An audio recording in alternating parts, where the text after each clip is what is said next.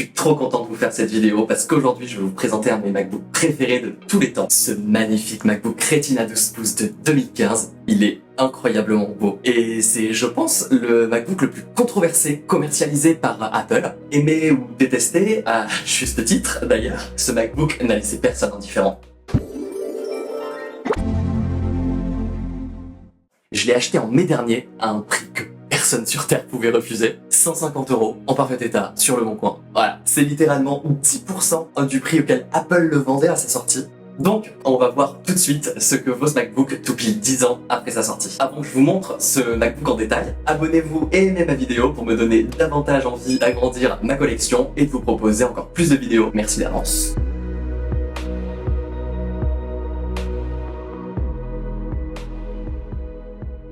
Vous vous rendez compte ?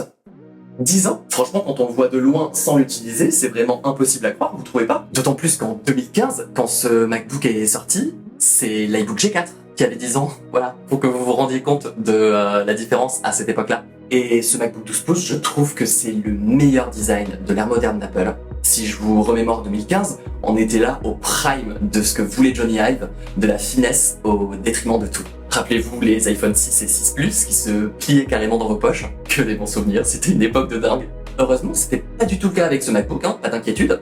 Il est bluffant par sa densité et la répartition des masses est tout juste parfaite.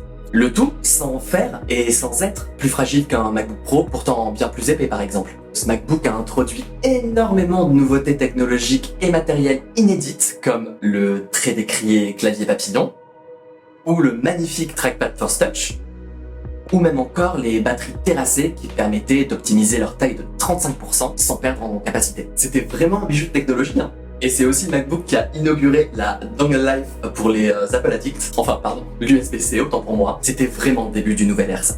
Nouvelle ère que tout le monde a critiqué, comme la disparition du port jack sur les iPhones avant de s'y habituer totalement et de ne même plus s'en rappeler pour le commun des mortels. Et en plus, c'est le tout premier MacBook qui n'avait pas de port MagSafe. Donc, cette USB-C unique servait à la charge, au transfert des données et à tout le reste. C'est vraiment insolent. Genre, tu peux pas utiliser un disque dur externe et charger en même temps sans accessoires supplémentaires vendus beaucoup trop cher par Apple. C'est du génie.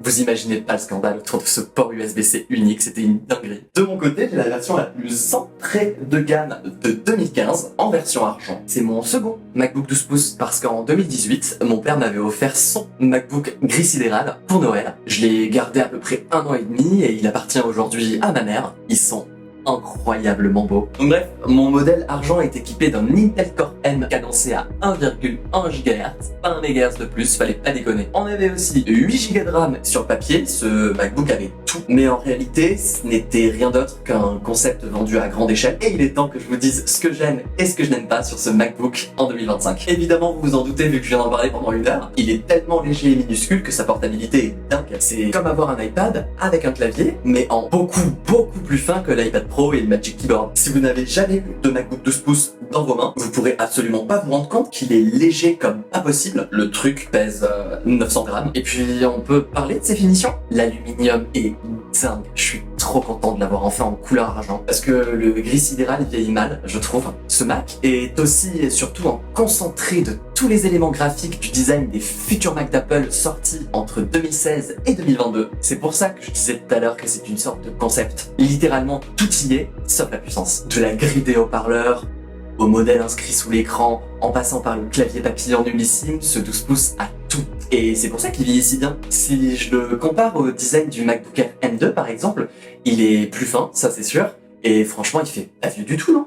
On peut pas du tout se rendre compte qu'il y a 7 ans d'écart entre ces deux modèles. Ah, et je fais que parler de sa petite taille, mais cette réduction drastique ne s'est pas faite au détriment de l'écran. 10 ans après, c'est encore une masterclass ce truc. C'est déjà le premier 12 pouces avec une définition aussi importante, Retina oblige. C'est énorme pour un ordi aussi petit. Il est lumineux et les couleurs sont dingues. Il a vraiment bien vieilli et il fait toujours partie du haut du panier des écrans 60 Hz quoi. Vraiment, son seul point négatif c'est qu'il est en 16 dixièmes. Mais en 2015, on était encore persuadé que c'était le format idéal. Et autre point positif, c'est sa batterie. Parce que j'ai eu ce Mac avec seulement 25 cycles, c'était hallucinant. Et là, il en compte un peu plus du double depuis que je l'ai. J'ai littéralement 7-8 heures d'autonomie en lecture vidéo sur YouTube par exemple. C'est vraiment bon sur un appareil aussi fin, qui plus est sous Intel.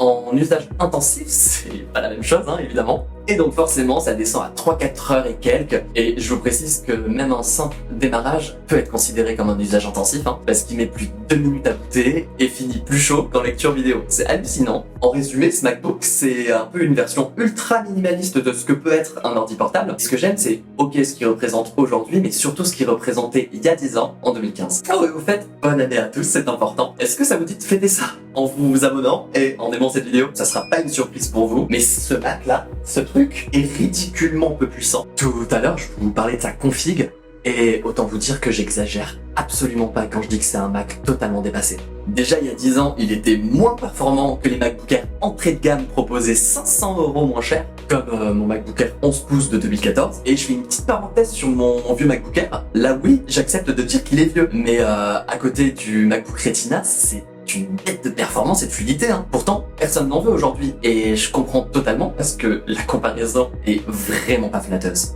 Et pire encore, ce MacBook Retina 12 pouces est aussi moins puissant que mon MacBook Pro 13 pouces de 2011 qui est une antiquité. Et pour le bien de cette vidéo, et surtout pour comparer ses performances avec un MacBook Pro beaucoup plus puissant et à jour, je viens de le passer à macOS Sequoia. Merci encore à OpenCore Legacy qui facilite totalement l'installation dernière version de macOS sur les vieux Mac non supportés officiellement, comme ce 12 pouces. Et en gros, peu importe le système, mais malgré ses 8 Go de RAM, il est inadapté pour tout travail réellement productif. Ok, il est à l'aise en surfant sur des sites peu gourmands, mais faudra pas lui en demander beaucoup plus, quoi. En fait, je le dis vraiment, mais je pense que c'est un Chromebook en plus joli. Les apps Android et la rapidité en moins. Même pour ces simples tâches, il est saccadé. Faute au choix d'Apple de l'avoir équipé avec une simple Intel HD 5300 qui n'arrive même pas à gérer la définition beaucoup trop importante de cet écran Retina. J'ai vraiment l'impression de vivre un revival de mon Surface Book de 2015 qui saccade tout autant sur Windows 11. Et au-delà des animations, parce qu'au pire on peut les désactiver, mais regardez le temps qu'il met à ouvrir YouTube par exemple. Puis à charger et mettre en plein écran une vidéo, c'est lent bordel.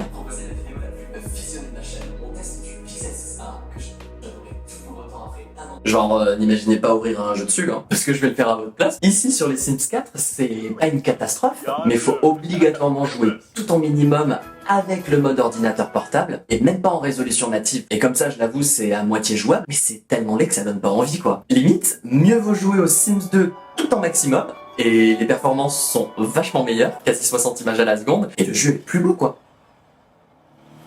Et d'ailleurs, même si ce jeu a 20 ans, le MacBook galère, c'est pas toujours fluide. Je m'attendais vraiment pas à avoir des performances dignes d'un MacBook de 2009, quoi. Et pour la science, je vais quand même lancer Tomb Raider pour voir si je suis juste mauvaise langue. Et comme vous pouvez le constater, non, regardez. Déjà, le framerate est pas stable du tout, alors que le jeu pense être à 30 images à la seconde en constant. C'est faux. Et pourtant, je suis tout en minimum et en 720p. C'est vraiment pas glorieux. En fait, à part le jeu, parce que ça on s'en fout, c'était pas du tout un ordi gamer, ce MacBook, il est tout juste bon pour qui ne veut pas être multitâche en fait. Un peu comme avec un dumbphone par exemple, le contraire du smartphone. Et là du coup, c'est un peu le dumbbook parfait finalement. Et pour que vous vous en rendiez mieux compte, cette fois-ci, je vais vous comparer son score Geekbench, oui, vous avez bien entendu, avec celui de mon MacBook Intel le plus puissant, mon MacBook Pro Touch Bar 15 pouces de 2018. Là par exemple, on voit que le score du Pro est 6 fois supérieur à celui du MacBook 12 pouces. Mais qu'est-ce que ça veut dire concrètement 6 fois plus performant? C'est pour ça que je dis toujours que c'est pas une mesure pertinente, puisque le MacBook n'est pas capable de maintenir la puissance du résultat Geekbench plus de quelques minutes en fait. Donc,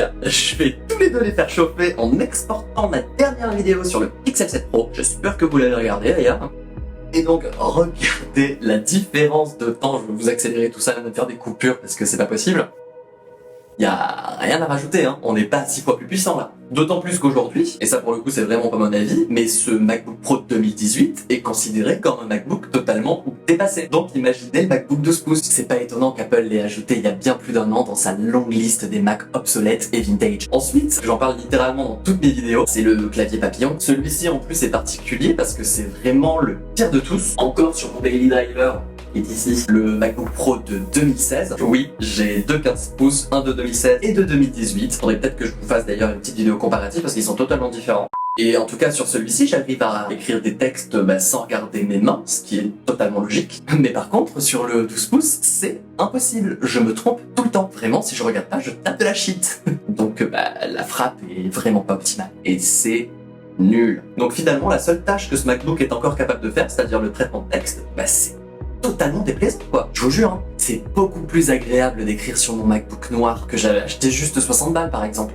D'ailleurs, Apple vient tout juste d'annoncer que leur programme de remplacement des claviers papillons ne concerne plus ces MacBook 12 pouces. Donc vraiment là, si vous en voulez un, c'est à vos risques et périls. Il est dorénavant totalement abandonné par la marque, même pour les réparations. Bon, je pense que vous l'avez compris tout au long de cette vidéo, même si j'adore ce MacBook, ne comptez pas sur moi pour vous le recommander, du moins dans sa version de 2015, parce qu'effectivement si vous trouvez une version de 2017 en i5 avec 16 Go de RAM pour moins de 250 €, là évidemment foncez, encourage pour trouver une si belle affaire, parce que ça n'existe pas en fait. Regardez les prix sur le bon coin, c'est insensé comme ce Mac est surcoté, surtout la version de 2015 finalement qui est la moins puissante et la moins fiable de toutes. J'ai franchement l'impression que d'ici 2-3 ans, un si vieux MacBook Air M1 sera vendu moins cher que ce MacBook 12 pouces. Ça n'a pas de sens. Et sur Mac2Cell par exemple, dont je vous ai déjà parlé dans plusieurs de mes vidéos, l'Argus reste tout aussi haut et comme je vous le dis, le restera encore longtemps. Donc faites gaffe, hein, parce que n'importe quel vendeur pourrait vous faire croire que c'est un Mac encore capable, juste parce qu'il est beau. Donc vraiment finalement son design c'est un piège hein, quand on s'y connaît pas. En fait la morale de cette vidéo c'est de ne surtout pas oublier qu'il y a 10 ans il était déjà incapable. Par exemple si vous avez un budget d'environ 300 €, prenez plutôt un MacBook Pro 13 pouces de 2016 ou 2017. C'est presque aussi beau. Par contre, c'est littéralement 2 fois plus performant. Enfin, quand je dis 2 fois plus performant, je pourrais dire 10 fois plus, hein, très honnêtement. Mais en tout cas, pour le même prix. Donc voilà, en fait, finalement, je peux recommander l'achat de ce type de MacBook si vous avez envie de l'ajouter à votre collection, comme moi évidemment, ou que vous détestez avoir un iPad en appareil secondaire. Mais attention, je suis pas en train de dire que c'est aussi capable qu'un iPad, non, pas du tout. Hein. Ou par contre, si vous avez besoin d'un petit peu de déconnexion, mais vous avez quand même besoin d'un ordinateur, ça peut être, comme je vous l'ai dit en début de vidéo, le notebook parfait. Parce que j'ai pas cessé de le répéter, mais vraiment en utilisation monotâche, ça va, il tient la route. Et comme c'est pas forcément très fluide et agréable à utiliser, on reste moins longtemps dessus. C'est donc finalement l'ordi parfait